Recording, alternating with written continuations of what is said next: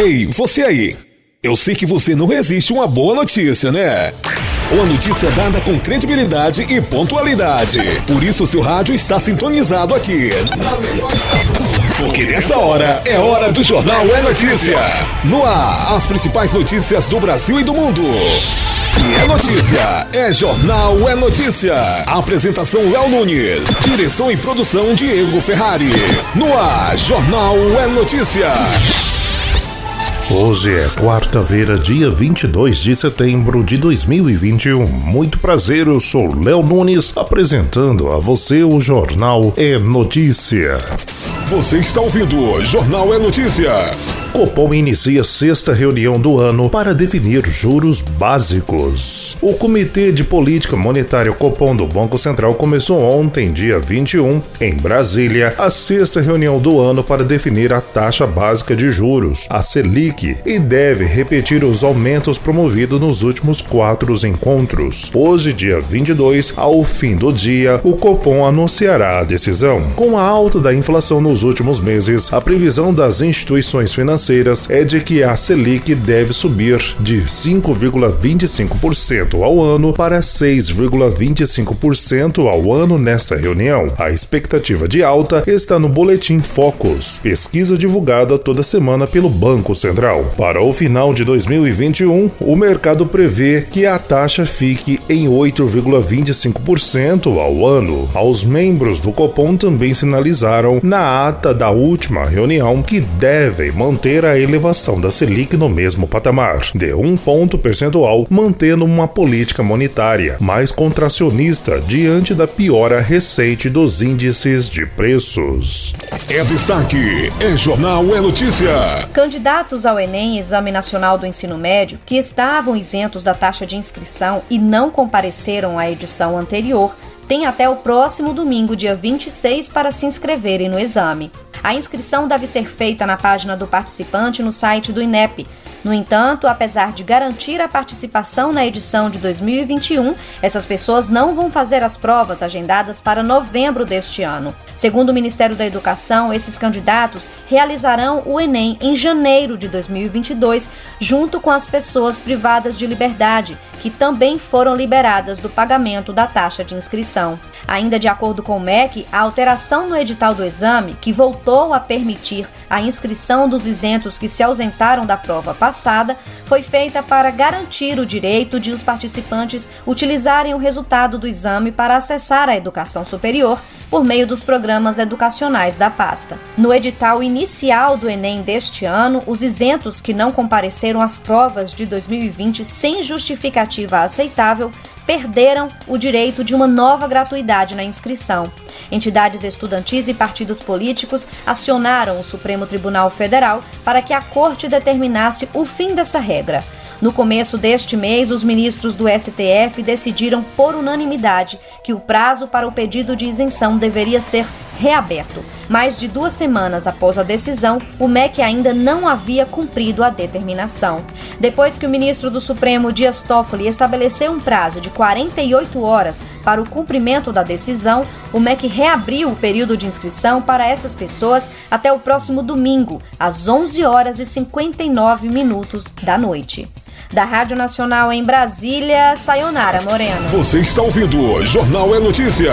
Ao redor do mundo, a situação varia para os brasileiros que pretendem fazer turismo. Por isso, é importante prestar atenção às regras de entrada antes de planejar a viagem. Em Portugal, a entrada de brasileiros está liberada desde o dia 31 de agosto, mesmo para quem não estiver vacinado. Mas é obrigatório apresentar o teste PCR ou de antígeno, com até 72 horas de antecedência. A França também recebe turistas brasileiros, desde que estejam totalmente vacinados. Para entrar, basta apresentar o certificado de vacinação e um teste do tipo RT-PCR. Quem não estiver vacinado pode tentar justificar, mas a análise será feita caso a caso e será necessário fazer isolamento de 10 dias, monitorado pelas autoridades francesas. A Espanha só aceita turistas brasileiros vacinados, sem a necessidade de cumprir quarentena. A regra vale para quem tem 12 anos ou mais. As crianças não precisam apresentar o certificado de vacinação, mas devem estar acompanhadas de adultos totalmente imunizados.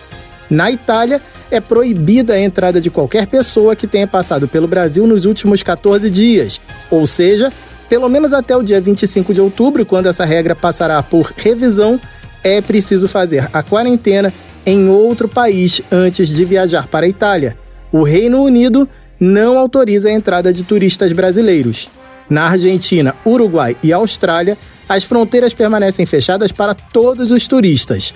No caso da Argentina, o governo anunciou que vai emitir novas orientações no dia 1º de outubro. Da Rádio Nacional em Brasília, Vitor Ribeiro. É destaque, é jornal, é notícia. A confiança do comerciante brasileiro diminuiu 0,4% em setembro, registrando no mês 119,3 pontos. Apesar da primeira queda após 3 altas seguidas, o indicador se mantém na zona de satisfação acima dos 100 pontos. Os dados do Índice de Confiança do Empresário do Comércio foram divulgados nesta terça-feira pela Confederação Nacional do Comércio de Bens, Serviços e Turismo. Segundo a CNC, a redução ocorreu depois de uma alta acumulada desde junho de 30,7%. Na comparação com o mesmo período de 2020, o aumento no indicador foi de 30,2%, com padrão de confiança acima do primeiro ano de pandemia. Em nota, o presidente da CNC, José Roberto Tadros, disse que os dados reforçam a ideia de recuperação do setor, mas que ainda há muitos desafios para serem enfrentados até a economia brasileira retomar níveis mais altos de crescimento. No mês analisado, todos os componentes do indicador caíram pela primeira vez desde abril. A CNC aponta, no entanto, que mesmo com a queda de 0,9%, no subíndice que avalia as expectativas do empresário, ele permanece dentro da região de satisfação, com 153,9 pontos. O indicador que avalia as intenções de investimentos caiu 0,7%, ficando em 104,2, também na região de satisfação. O único subíndice que ficou abaixo foi o que analisa as condições atuais do empresário, que chegou a 99,7 pontos, com a queda de 0,3%. Com informações da Agência Brasil, da Rádio Nacional no Rio de Janeiro, Lígia Souza. É destaque, é jornal, é notícia. Uma iniciativa diferente que estimula a doação de sangue e ainda ajuda a preservar o meio ambiente. Este é o resultado da parceria entre o Hemorrio e a Fundação Parques e Jardins, que lança a campanha Sangue é Vida. O objetivo é incentivar a doação de sangue, que diminuiu em mais de 20% no último ano, devido à queda do número de doadores por conta da pandemia da Covid-19. Até 4 de outubro, que é o Dia da Natureza, o número total de bolsas de sangue coletadas será convertido em mudas de árvores destinadas a novos plantios nas regiões menos arborizadas do Rio. Atualmente, a cidade conta com um déficit de 1 milhão de árvores urbanas, principalmente nas zonas norte e oeste. O diretor-geral do Hemorrio, Luiz Amorim,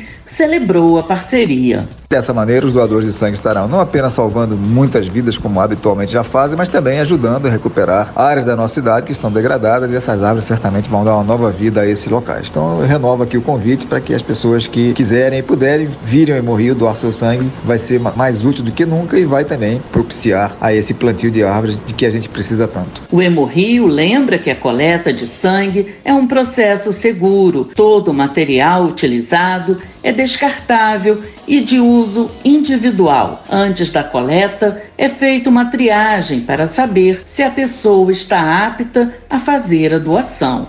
E quem já teve Covid-19 pode doar sangue 30 dias após estar curado da doença. E quem quiser ser doador, mas ainda estiver em dúvida sobre se atende aos requisitos, pode entrar em contato diretamente com o Hemorrio pelo Disque Sangue 0800 282 0708. Da Rádio Nacional no Rio de Janeiro, Solimar Luiz. É destaque, é jornal, é notícia.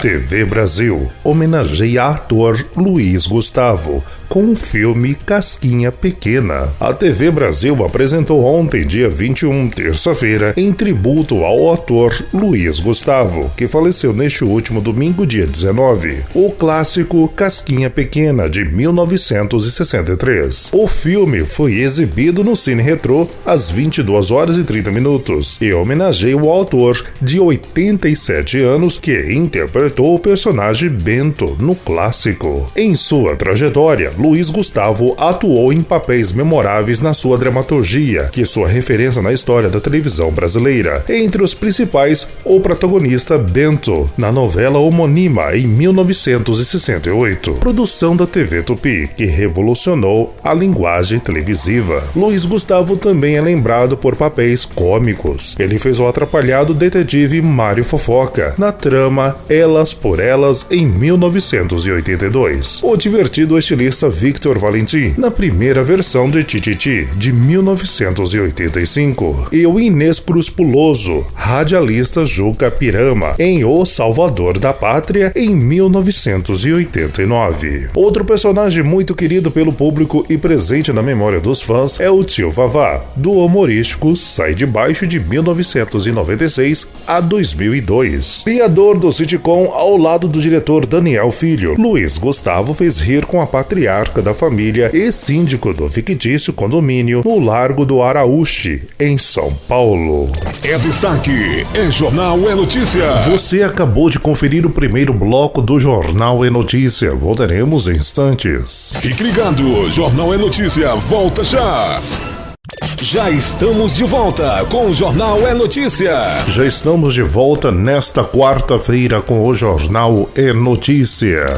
Você está ouvindo Jornal é Notícia. Capacitismo. Expressões são discriminatórias com quem tem deficiência. Quem vê a fotógrafa Milene Nunes, de 38 anos de idade, registrando partos de bebês, não imagina como foi a jornada para descobrir sua perda auditiva e aprender a lidar com a deficiência. Hoje, ela não se sente intimidada com algum comentário malicioso que possa surgir, mas na infância e na adolescência foi diferente. Ela tem perda auditiva genética, mas só teve o diagnóstico aos 23 anos. Quando eu era criança e jovem, as pessoas falavam: "Ah, você é surda", mas para mim era brincadeira de jovem mesmo. E como ninguém da minha família ainda tinha comentado sobre a perda auditiva, eu achava que o mundo era daquele jeito, que eu não conseguia entender mesmo que as pessoas falavam. Eu achava que era normal aquilo, e as piadinhas que as pessoas contavam era raramente entendida. Nesta última terça-feira, dia 21, foi lembrado o Dia Nacional de Luta da Pessoa com Deficiência. Milene conta sobre a sua audição. Na fase da juventude, quando a gente ouve Rock and Roll, eu não gostava, porque quem tem a perda auditiva tem uma sensibilidade maior para alguns ruídos. Então, para mim, a guitarra é insuportável. Música alta, pessoas gritando, gente batendo palma em espetáculo, por exemplo, para mim é insuportável. Nós somos mais sensíveis para alguns ruídos na vida cotidiana e, ao mesmo tempo, não entendemos os outros, o que é bem contraditório. Eu tenho uma perda auditiva hoje equivalente à de uma senhora de 80 anos. Mas Milene diz que há um preconceito com a perda auditiva dela. Simões diz que acredita que ainda há outras atitudes para enfrentar o capacitismo, formar profissionais que compreendem a deficiência como um fenômeno social e não do corpo individual, e de sua importância. Daí, creio existir a necessidade de disciplinar nos cursos técnicos e de graduação em que se discuta a deficiência, acessibilidade e inclusão como forma de enfrentamento às desigualdades sociais. O cientista defende que é preciso dar visibilidade às pessoas com deficiência para que contem suas experiências e as barreiras sociais por elas enfrentadas diariamente.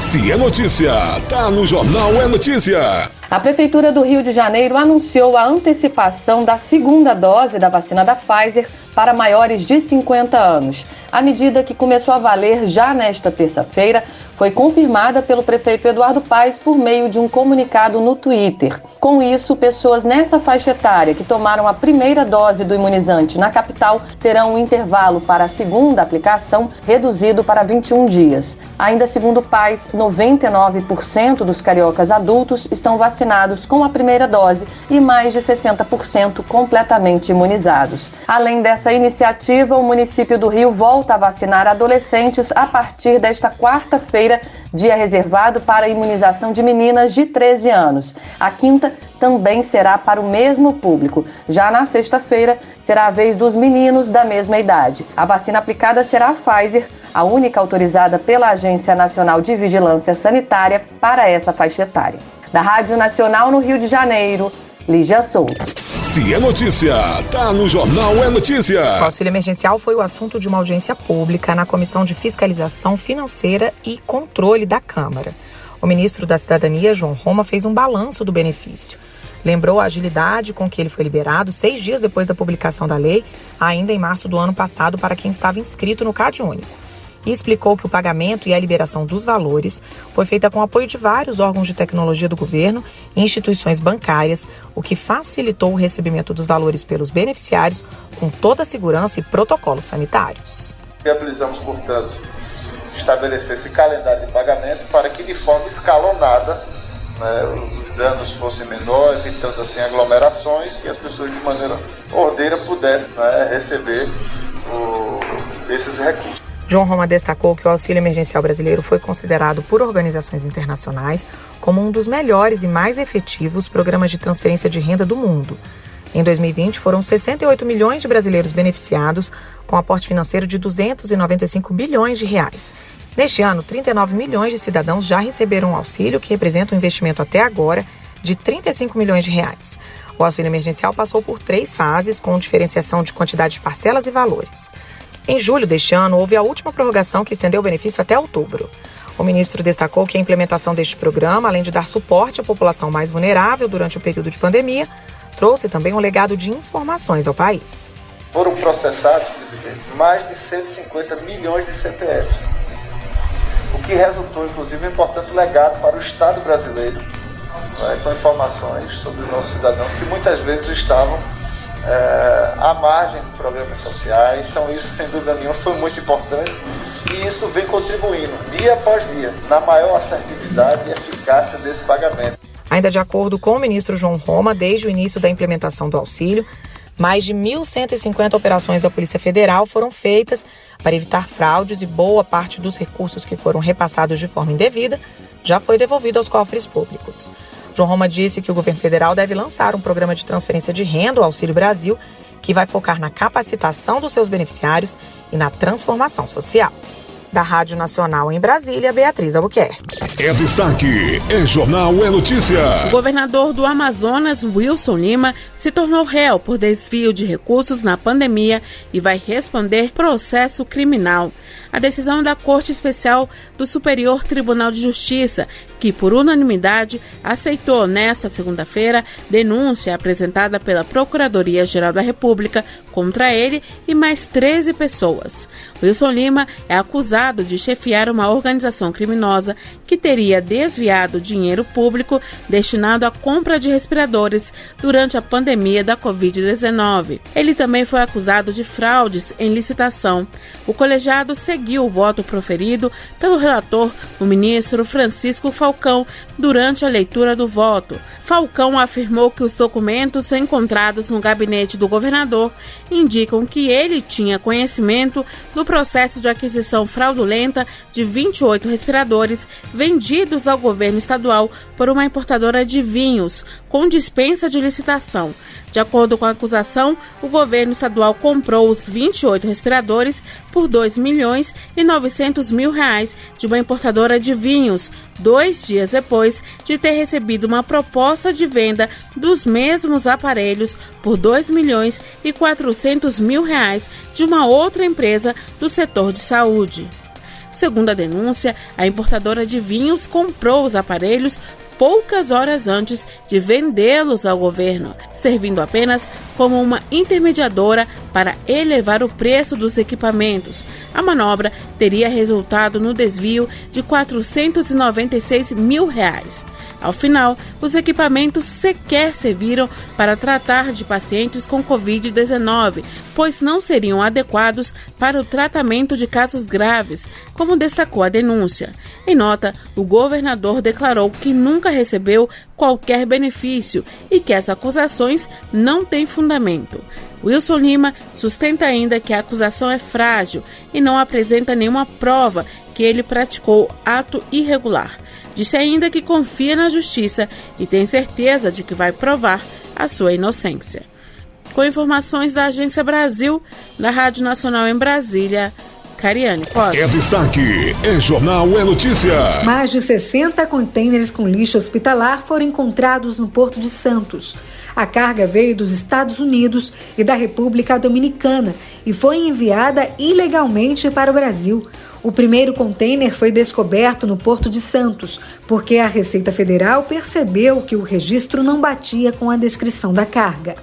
Dentro foram encontradas luvas, máscaras e fraldas geriátricas prensadas em papelão. A partir daí, os outros contêineres com lixo hospitalar também foram encontrados. A importação desse tipo de material é ilegal. A investigação vai continuar e envolve o Ministério do Meio Ambiente, IBAMA, Polícia Federal e Receita Federal. O caso está sendo investigado como tráfico ilegal de resíduos perigosos. As empresas brasileiras envolvidas já foram identificadas e podem ser multadas em até 40 milhões de reais. O receio das autoridades é que casos como este estejam ocorrendo em outros portos do país. 500 toneladas de lixo enviados para o Brasil serão devolvidos aos países de origem. O reenvio foi estabelecido após o trabalho da alfândega no Porto de Santos, em conjunto com o IBAMA. No mês passado, o IBAMA em Brasília recebeu denúncias sobre o envio de resíduos domésticos para o Brasil, por meio do porto localizado no litoral paulista. As cargas vieram dos Estados Unidos, Honduras e República Dominicana. Elas foram declaradas como aparas de papel, utilizadas na produção de embalagens de papelão. Mas quando foram abertas pela fiscalização, foram encontradas 460 toneladas do mais variado tipo de resíduo em 21 contêineres. Após a constatação do crime, o lixo encontrado gerou multas no valor de 40 milhões de reais, além da obrigação de devolução ao país de origem. As autoridades sanitárias também alertam para o medo da entrada da peste suína africana, uma doença viral que não oferece risco à saúde humana, mas às criações de animais. De São Paulo, Júlia Ballarini. Se é notícia, tá no Jornal É Notícia. Morte de adolescente em São Paulo não é relacionada à vacina, conclui a Anvisa. Representantes da Agência Nacional de Vigilância Sanitária, Anvisa, receberam informações do Centro de Vigilância Epidemiológica de São Paulo e negam a relação entre a morte de uma adolescente no estado e sua vacinação contra a Covid-19. Segundo a Anvisa, os dados apresentados foram considerados constantes e bem documentados. Uma adolescente de São Paulo morreu 7 dias depois de ter tomado a vacina contra a Covid-19. A causa provável, segundo a Secretaria de Estado de Saúde, foi atribuída ao diagnóstico de uma doença autoimune, identificada como base no quadro clínico, em exames complementares. O relatório de investigação elaborado pelo Centro de Vigilância Epidemiológica de São Paulo foi recebido pela agência na noite deste último domingo, dia 19 de setembro, contendo detalhes de todo o processo de avaliação que concluiu não ser possível atribuir diretamente o óbito à vacinação, informou a Anvisa em nota. A agência notificará a Organização Mundial da Saúde, OMS, sobre as investigações para avaliação quanto a qualquer possível sinal de segurança. Por fim, a Anvisa afirmou manter sua posição acerca dos benefícios das vacinas e de sua importância no combate à pandemia. Você está ouvindo Jornal É Notícia. Estamos encerrando por aqui. Para você um grande dia, um grande abraço e até a próxima edição. Continua agora com uma belíssima programação da sua emissora. Você conferiu mais uma edição do Jornal É Notícia. Voltaremos na próxima edição.